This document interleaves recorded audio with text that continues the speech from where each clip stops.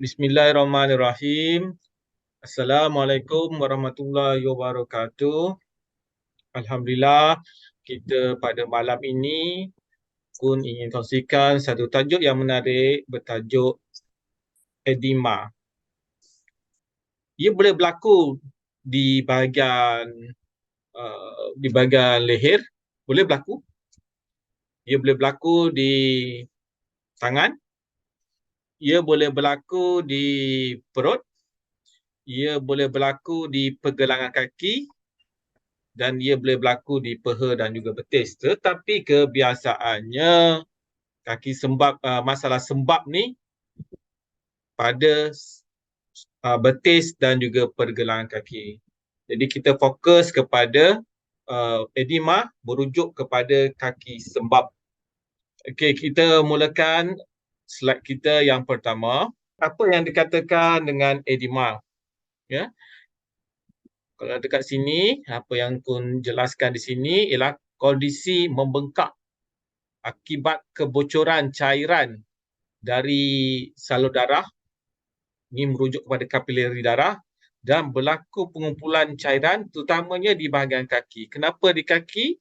Kerana bila bentuk pengumpulan ni, cairan ni, dia boleh berlaku mendapan. Mendapan maksudnya dia jatuh turun ke bawah, iaitu di bahagian kaki, mengikut aliran graviti, tekanan gravitinya. Okey, kalau tengok daripada sini, kita lihat daripada saluran vena, vein dan juga arteri. Kebocoran tu berlaku dekat kapilari, iaitu yang berselirat di tengah-tengah tu. Kat sinilah yang selalu berlaku kebocoran. Ada sebab-sebab kenapa ia bocor. Nanti kita akan kongsikan kenapa ia berlaku kebocoran cairan di situ. Sepatutnya bila darah tu apabila dibawa kembali melalui salur vena, vein, dia tidak ada masalah lah membawa cairan ke atas, tetapi ia tidak berlaku. Berlaku sekatan di bahagian vena menyebabkan berlaku mendapan cairan di bahagian tersebut. Itulah mengapa di bahagian kaki tu ada berlaku sembab seperti yang ditunjuk kat sini. Ya. Pun tak ada cerita sihat berkenaan dengan lymphatic node. Ya, lymphatic node. Sebab lymphatic node pun juga merupakan satu sebab mengapa ia berlaku edema. Ya. Ini aku nak ceritakan lebih kepada masalah aliran darah yang tidak lancar. Nanti kita akan detailkan. Okey. Seterusnya, apabila seseorang itu mengalami masalah edema, sudah tentunya kakinya bengkak seperti dalam gambar ni. Okay, dalam gambar ni nampak tak kakinya bengkak? Ada 3 gambar. Okey.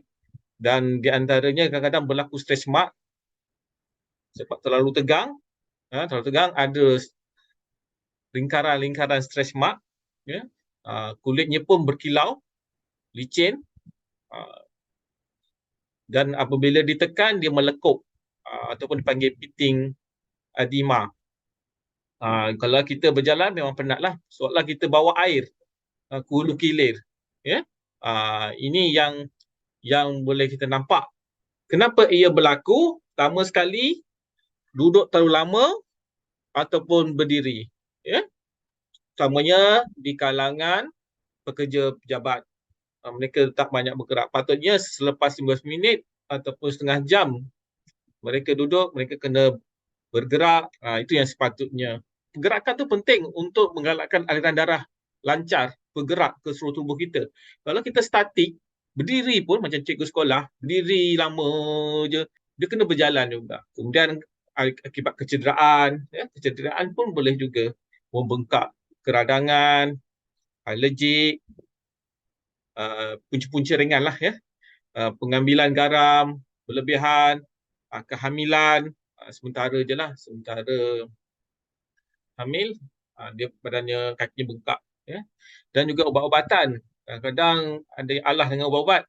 Ya. Ubat steroid, ubat tahan sakit ke, ubat diabetes ke, ubat hypertension ke, kadang-kadang berlaku pengumpulan air di dalam badan kita.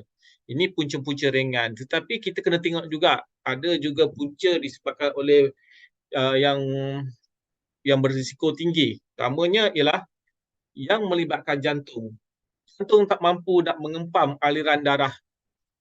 Aliran darah juga penting untuk membawa cairan tu ke jantung semula.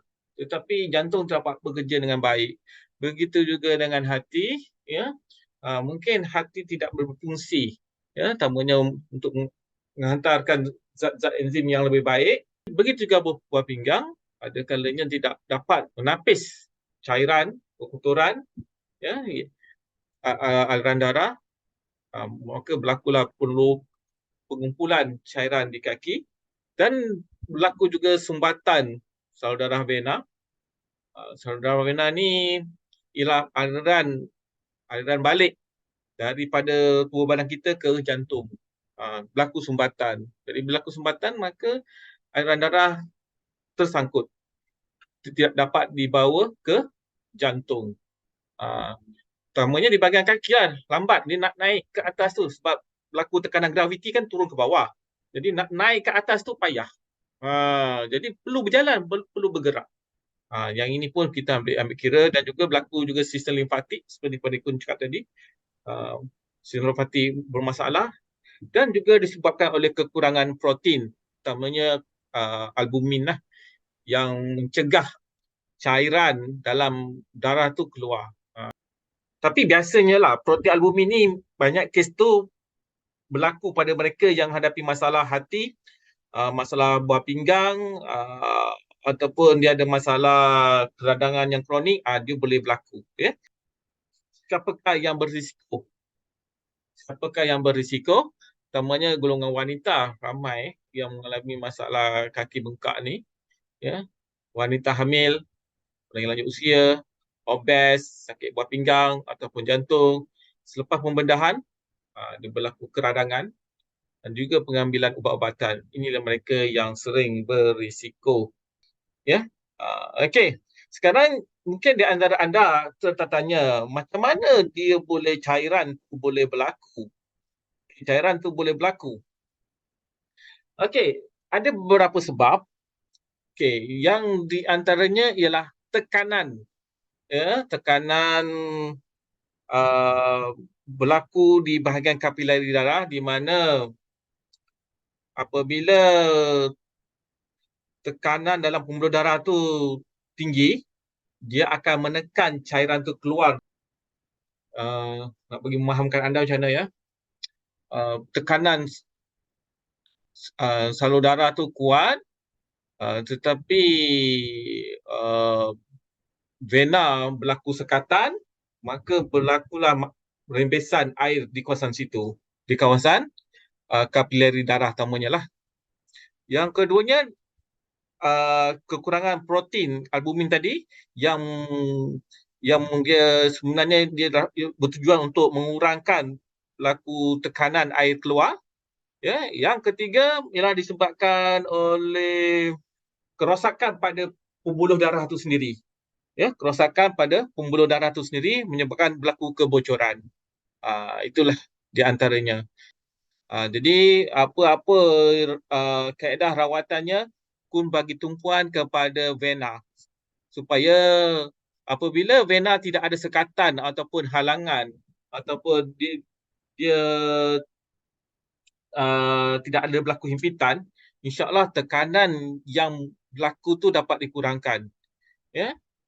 Okey, apa yang di luar sana tawarkan kepada mereka yang mengalami masalah edema?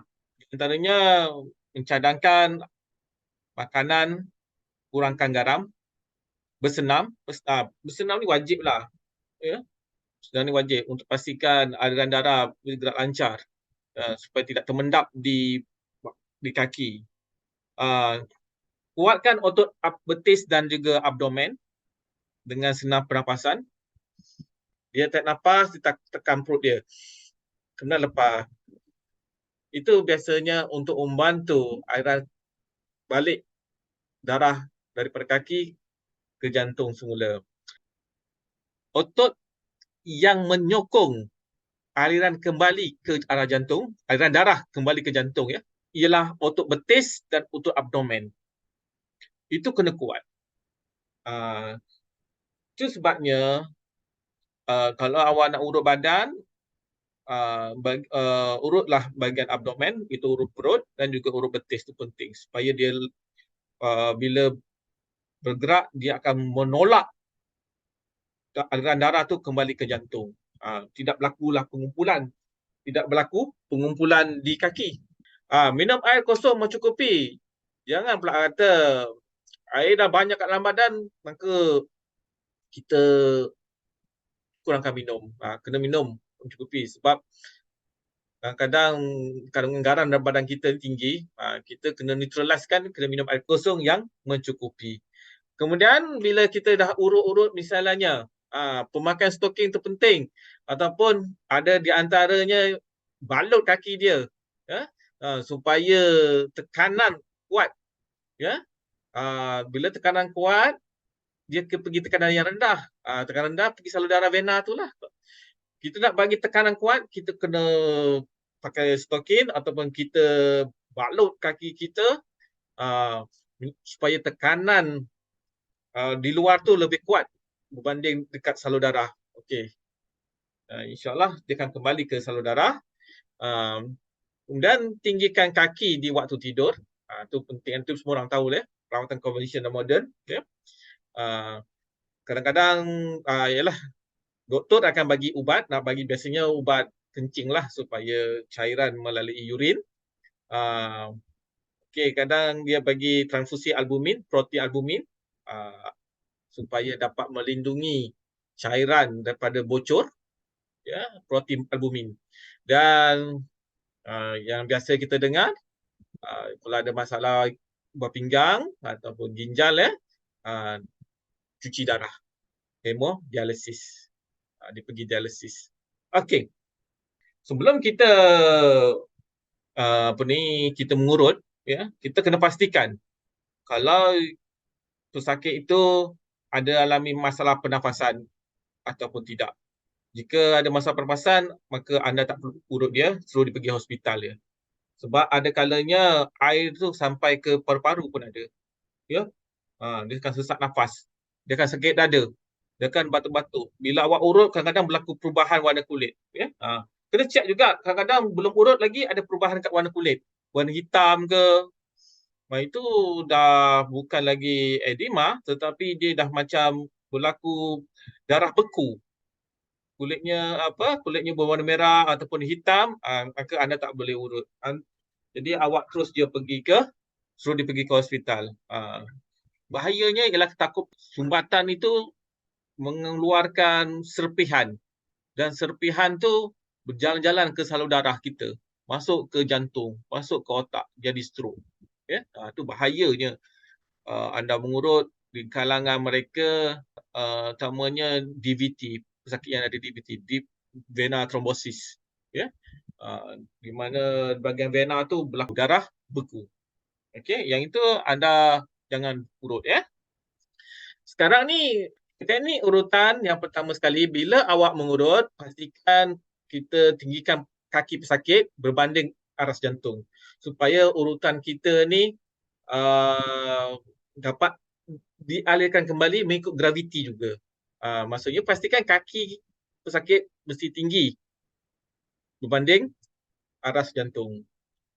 Kemudian ada urut titik-titik urutannya, nanti kun kongsikan kenapa perlu kita urut titik-titik tertentu, kun kongsikan. Kemudian urut menyapu dan lurut ke arah lutut. Pastikan kenapa urut menyapu dan lurut ke arah lutut ialah ini kaedah limfatik sistem, ya. Pastikan vena okey, limfatik pun okey. Boleh buat serentak. Titik urutan dengan urutan menyapu lurut ke arah lutut tu pun anda perlu lakukan. Dan kemudian awak pakai stokin ataupun balut dengan kain pada kaki. Ya, jangan kuat-kuatlah. Ikut sekadarnya. Okey, waktu malam. Jadi besoknya insya-Allah akan susut. Yalah, kalau macam doktor dia bagi ubat-ubatan, bagi kencing, bagi keluarkan air dalam badan kan. Okey, itu tak ada masalah. Kita apa yang doktor bagi kita makan. Tetapi peranan kita ialah nak pastikan kita buat urutan untuk bahagian vena itu lebih lancar sebab cairan tu pasutnya masuk ke bahagian vena, ya, tidak berlaku kebocoran ataupun dia pergi ke limfatik, ya, limfatik sistem. Okey. Kun tak ada cerita sangat pasal lymphatic system. Tapi Kun akan tunjukkan video untuk pastikan anda bagaimana cara nak mengurut lymphatic system. Yang pasti kalau di kaki urutannya pergi ke arah kaki, ke arah lutut. Ya, sebab kelenjar, not kelenjar limfatik tu uh, berada di lutut. Jadi kita kalau nak urut pergi urut ke arah lutut. Ya, nanti kita tunjukkan lah. Ya, okey. Seterusnya Kun tunjukkan nampak tak yang saluran vena, ya, dekat sini, terutama di bahagian sisi sebelah dalam great saphenous vein, ya, kita fokuskan di bahagian sini. Great saphenous vein ni ialah vena besar. Kita kena pastikan vena dekat sini tidak ada berlaku masalah, sekatan, himpitan ataupun halangan untuk pastikan cairan dapat dikeluarkan daripada kaki. Ini dia. Jadi urutan kita banyak berkisarkan di sini. Okey? Dan kita ambil kira juga, kita kena pastikan abdomen ni dia mampu menghantar, dapat mengepam lah, ya, otot abdomen ni pergi ke arah jantung. Ada kalanya berlaku masalah dengan vena besar, ya, vena yang besar di bahagian sini. Jadi kita perlukan ada satu vena yang membantu untuk sebagai backup line, jalan kedua aliran vena ke arah jantung. Nanti kita tunjukkan. Sebelum kita nak pergi ke penerangan berkenaan dengan sel darah ini, okey, kita tengok dulu video yang mengurut cara urut limfatik. Sebab apa? Kebiasaannya kalau ada kaki sembab, dia akan mengurut limfatik. Macam mana urut limfatik ni? Dia pergi menghala ke arah lutut. Nampak tak? Dekat lutut ni banyak not-not kelenjar yang mana di sinilah tempat untuk mereka melupuskan segala kekotoran, toksit, ya, cairan ataupun sel-sel kanser, kuman, bakteria akan dibawa ke apa ni, jaluran-jaluran limfatik. Jadi mereka akan mengurut memang ke arah jaluran-jaluran ini. Okey, mari kita tengok videonya. Sekejap je. 3 minit saja. Tengok sajalah. Ini dekat YouTube. Nampak tak dia letak kakinya di atas bantal. Untuk pastikan dia lebih tinggi daripada jantungnya.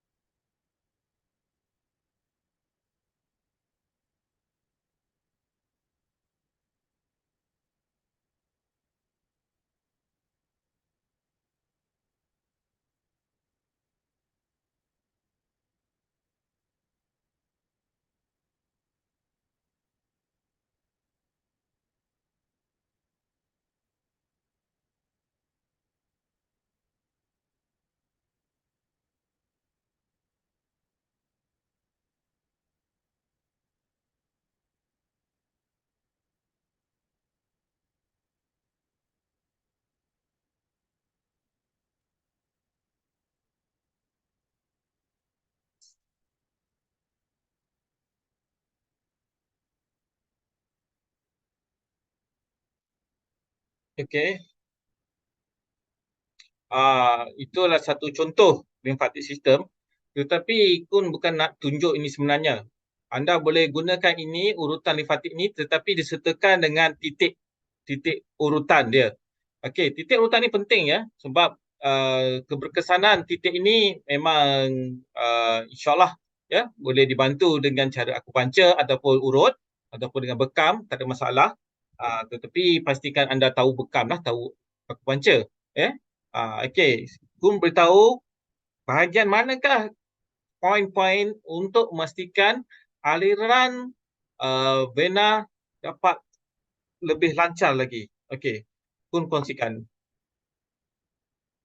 Nanti kita akan bagi titik-titik ni. Ketika anda mengurut limfatik tu, beri penekanan ke titik-titik yang Kun tulis ini. Ini ialah great saraf yang besar ya. Great saphenous yang lalu di sini. Anda perlu urut di bahagian sini sampailah bahagian atas sini ya. SP10 tu di sini sama dengan yang ni. Sama dengan sini. Okey. Tepi ni sebelah ibu jari ya, ni sebelah ibu jari. Urut sebelah sini. Okey. Ada kalanya bengkak ni disebabkan oleh keradangan ataupun terkehil ke terseliup, maka anda urut sebelah sini. Sebelah jari kelingking. Ini kes-kes yang biasa berlaku oleh bengkak disebabkan oleh kecederaan pergelangan kaki. Okey, nanti kita ulas lebih lanjut. Okey, kemudian di bahagian sini ni nanti kita terangkan kenapa perlu urut di sini. Ya, kenapa perlu urut di sini? Kita tengok poin-poin ini sangat penting. Keesokan paginya aliran darah tu ataupun cairan itu dapat kembali semula ke jantung ataupun ke buah pinggang ataupun dialirkan ke urin. Okey. Jadi Kun nak cerita sikit pasal titik ni, ya.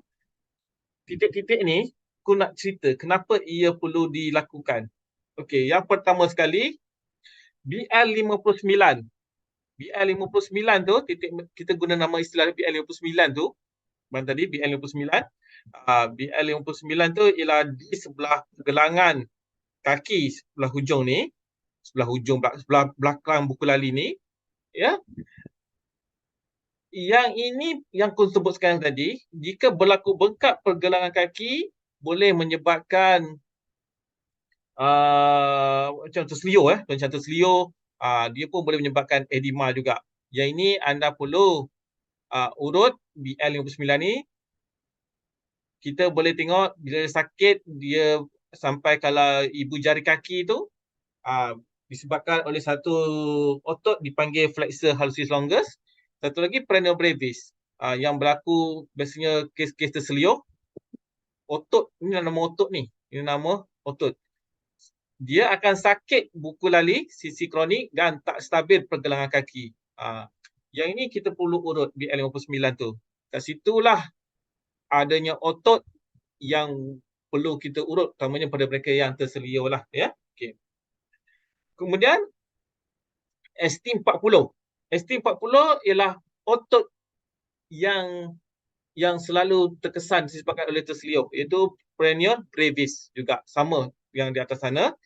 ST40 ni berada di bahagian atas dia. Sesiapa yang belajar titik simpulan urat, dia akan urut benda-benda yang inilah ST40 ya. Okey. Dan SP6. SP6 ni kenapa kita perlu urut?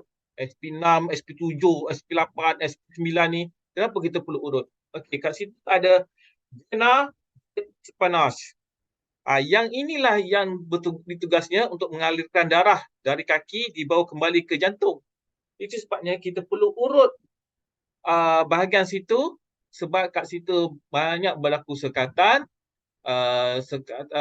yang mungkin disebabkan oleh otot, ya. Mungkin disebabkan oleh otot, kebiasaannya disebabkan oleh otot. Jadi kita urut je sepanjang KI3, SP6, SP7, SP8, SP9. Kalau tengok sini, Tengok ini, tengok anak panah saya buat ni. SP6, SP7, SP8, SP9 ni ialah jaringan vena ke arah jantung. Ini perlu kita urut. Sebenarnya kita tak urut vena tu pun, tapi kita urut otot. Otot tu dia akan menekan vena tu supaya vena itu dirangsang. Jadi aliran darah pun lancar. Ia sama juga dengan SP7 tadi. Okey, SP10 iaitu ada satu vena perforator. Vena perforator ni tujuan dia ialah dia akan menghalang darah balik ke dia akan mengelakkan darah tu reverse. Dia akan mengekalkan pengaliran darah tu normal. SP10 ni penting. Urut yang di atas sebelah lutut, atas lutut ni. Ni lutut, atas dia tu, SP10. Nampak tak? Ataupun di bahagian sini. Seperti mana anak panah yang saya tunjuk sini. Urut di situ. Yang ini kalau kita urut, insya-Allah aliran darah vena dia tak akan reverse kembali turun ke bawah. Dia nak tak bagi, dia akan menghalang aliran darah tu balik. Jadi pastikan urut di bahagian atas tu. Jadi cairan di kaki dapat dialirkan melalui vena sebaik yang mungkin. Itu penting. Ini kalau berlaku edema, utamanya di pergelangan kaki. Terutamanya yang disebabkan oleh terseluruh lah, ataupun bengkak, terkena apa-apa ke, alahan ke apa ke, elok jugalah tertekan apa, terkena paku ke apa, bengkak ke. Jadi ini penting. Edema pergelangan kaki. Okey, dekat vena great saphenous tu, dia ada satu lagi laluan, iaitu saraf sphenous. Saraf sphenous pun bila kita urut di situ, saraf sphenous pun juga terurut sama. Dia akan merangsang, mengaktifkan untuk memastikan otak tahu apa yang berlaku pada kaki. Sistem komunikasi kena betul. Itu sebabnya kita kena urut, rangsangkan. Ya, rangsangkan. Ini kita nak bantu mereka yang mengalami masalah pergelangan, edema pergelangan kaki. Berapa poin dia? 1, 2, 3, 4, 5 poin saja. Ketika awak urut limfatik tu, awak tekan ke 5 poin ni. 1, 2, 3, 4, 5 poin ni. Ya, urut ke atas lutut, sambil urut ke atas tu pastikan titik-titik ini diurut juga 1 minit. 1 titik 1 minit, ya. Terutama di kaki yang bengkak lah, ya, di kaki yang sembab. Okey, ini pergelangan kaki. Bagaimana pula betis? Betis ada 2 versi urutan. Okey, versi yang pertama, cadangan yang pertama ialah urut dekat KI3. Sama kat situ ada saraf tibial, KI3. Dia akan mempengaruhi kencing, membantu saraf tibial ni, dia akan mempengaruhi air kencing, air besar, dengan dia akan refleks melalui signal bahagian tulang belakang sacral yang membekalkan kepada pelvic floor, bladder, urinary sphincter dan anal sphincter. Ini penting ni. KI3. Okey, KI3 dekat mana KI3 ni? KI3 ni di mana KI3 tadi? KI3 dia berada di sini juga. Okey, di belakang buka lali. Kemudian kita tengok KI16. KI16 ni ada satu vena dipanggil superficial inferior epigastric vein. KI16 tu berada di mana? KI16 tu dekat pusat. Ni. Dekat kiri kanan pusat. Kenapa perlu urut di situ? Dekat sini dia akan menyediakan laluan pendua ataupun laluan kolateral peredaran darah vena. Vena ni tanpa injap, ya. Dia akan dia sejenis vena yang tak ada injap. Dia menawarkan laluan tambahan untuk darah vena kembali ke jantung. Misalnya contoh vena besar, vena dekat perut tu ada nama vena cava.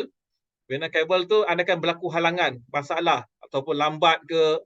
Kat situ kita akan urut kiri kanan pusat tu supaya dia dapat mengalirkan aliran darah ke arah jantung.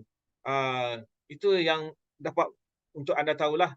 Kalau anda pergi ke KI16, kalau anda search Google, superficial epigastric vein ni, dia merupakan satu laluan tambahan kepada darah vena untuk kembali ke jantung.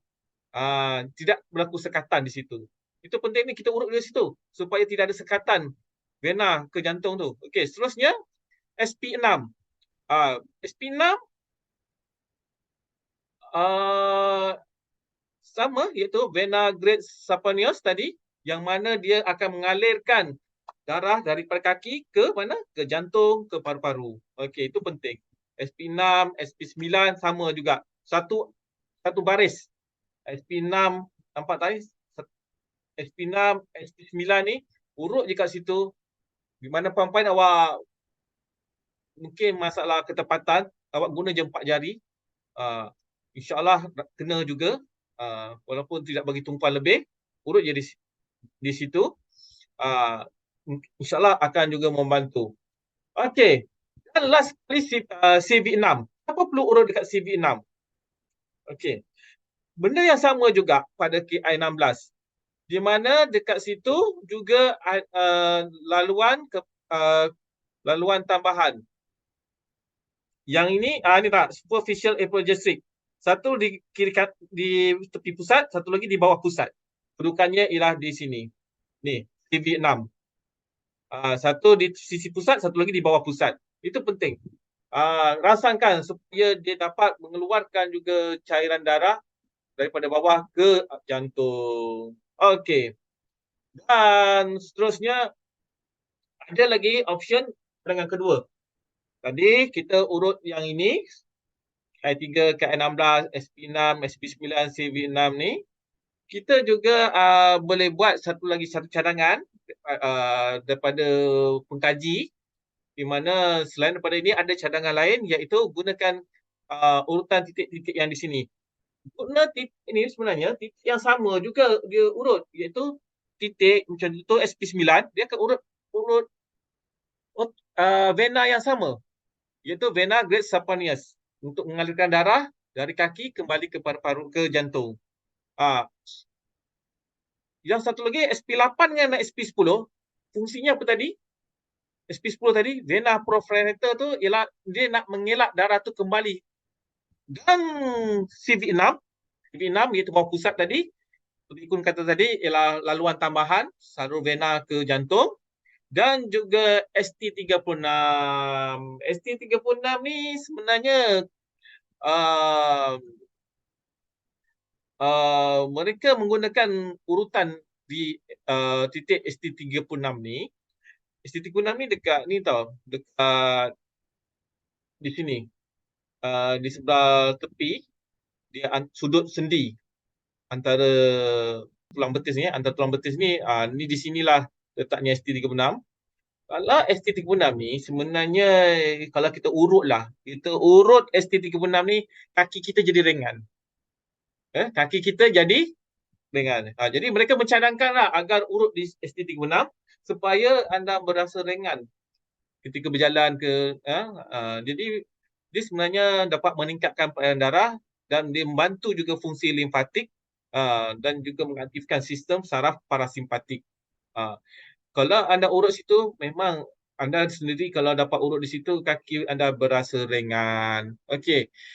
Apa yang Kun ajar di sini, selain daripada anda urut limfatik, anda tumpukan urut-urut titik-titik ni. Sebab apa?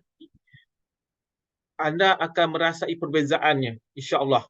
Tapi syaratnya pagi tu tidur tu awak letaklah kaki tu ke atas, lebih tinggi daripada jantung ketika tidur. Tapi sekurang-kurangnya dia akan mempercepatkan, bila urutan dia akan mempercepatkan aliran darah tu kembali ke jantung. Mengurangkan sekatan, mengurangkan halangan selepas kita urut titik-titik ni.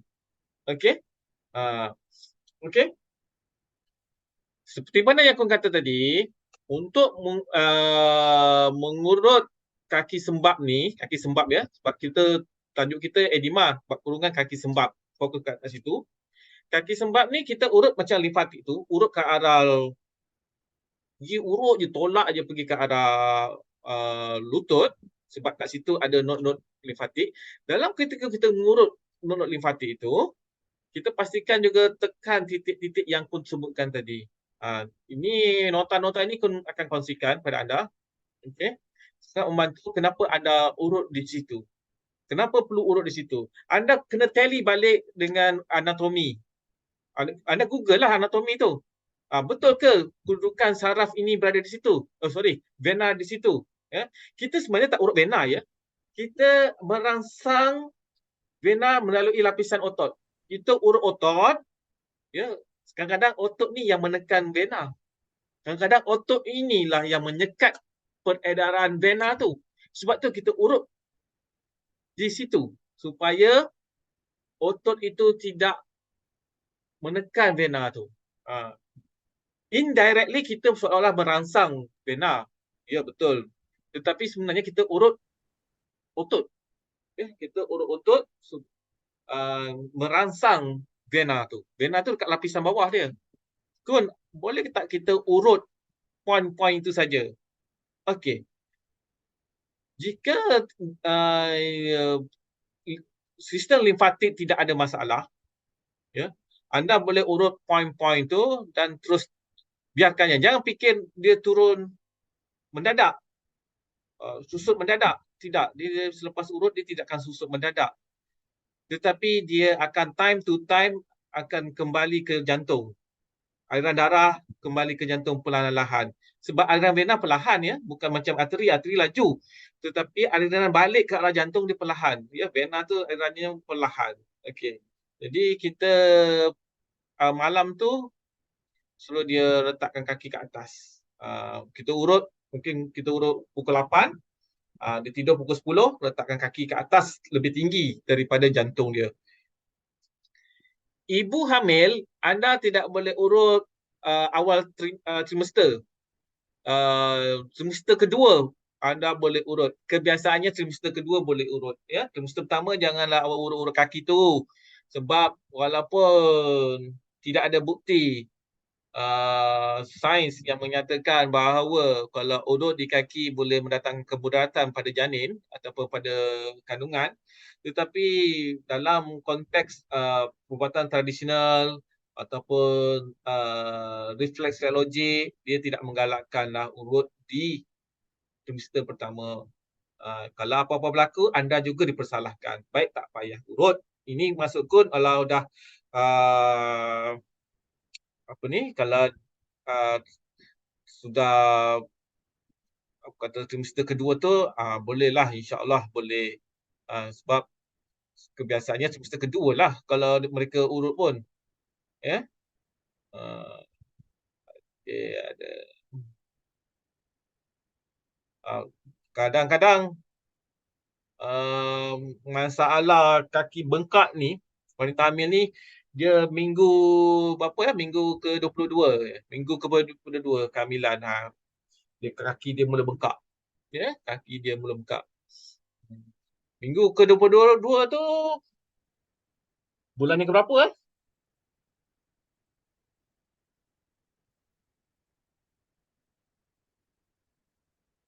Bulan yang ke-6 ya? Boleh lah. Okey.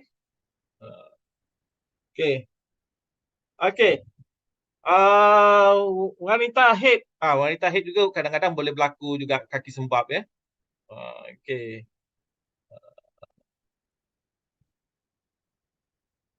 Kalau pesakit diabetik, memang tak boleh urut. Ya, varicose vein lagi tak boleh urut. Varicose vein ini tak salah satu daripada kontraindikasi pesakit diabetik. Dia tidak boleh urut. Dia jantung. Apa yang kongsikan ini ialah kita nak bantu aliran darah tu kembali ke semula. Tapi kalau dia ada masalah jantung, rawatlah jantungnya. Kalau dia ada masalah buah pinggang, masalah pinggang pun rawatlah. Kalau hatinya ada masalah, hatinya pun juga dirawat. Tapi yang pada konteks pun ialah nak simptom gejala edema tu dapat dikurangkan. Masalah punca sebenar, contohnya akibat disebabkan oleh jantung, maka Selepas awak rawat edema, awak juga kira juga merawat jantung juga. Ah, ya, bukan titik-titik ni terus jantungnya okey. Tak. Titik-titik ni buah pinggangnya okey. Tidak. Dia hanya had pada gejala edema tu saja. Okey. Boleh tak kita buat senaman lay up the wall? Boleh. Asalkan kaki kita berada di atas daripada, boleh juga ya.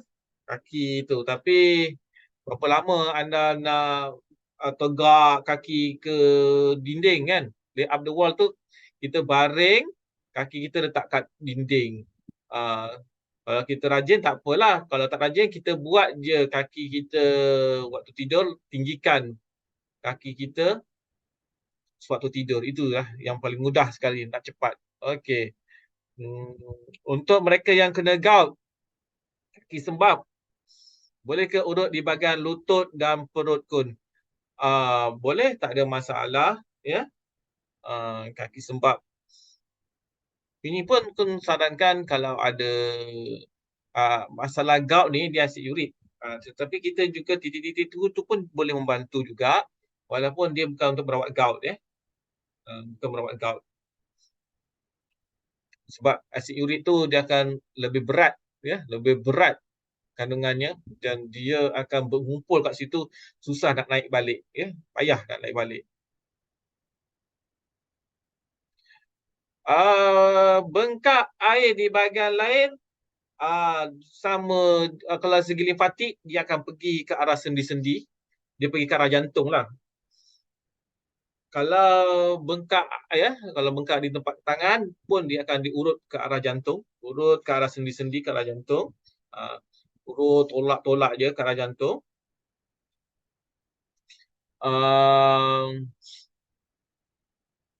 Cuma di manakah vena yang perlu kita urut? Lapisan otot yang mana, lapisan otot yang mengandungi vena yang perlu diurut? Yang itu perlu kita buka satu topik lain lah ya. Contoh tadi sebut kat leher kan, mesti ada vena untuk kita bagi dia turun. Macam mana dia boleh sangkut kat sini? Itulah yang pelik tu kan. Kalau kaki tu dia logik lah sebab dia graviti. Ini sangkut dekat sini. Ya, sangkut kat tengkuk ni. Okey. Yang penting keseimbangan.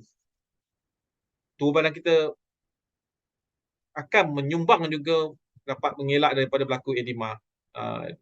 Kadang-kadang edema ni disebabkan oleh masalah keseimbangan juga. Ya, keseimbangan. Okey. Saya rasa itu sajalah perkongsian kita pada malam ini. Saya berterima kasih kepada semua yang sudi bersiaran bersama Kun pada malam ini. 27/12/2023. InsyaAllah kita akan bersiaran semula pada tahun baru, tahun 2024. Dengan itu, Kun ingin mengucapkan selamat menyambut bakal tahun baru tahun 2024. Dan seandainya Kun ada segala dosa-dosa, sama ada anda sedar ataupun tidak, Kun memohon maaf kepada anda semua. Mungkin Kun tersilap, melakukan kesilapan, kesalahan, harap dimaafkan. Itu sajalah. Sekian. Terima kasih. Assalamualaikum warahmatullahi wabarakatuh.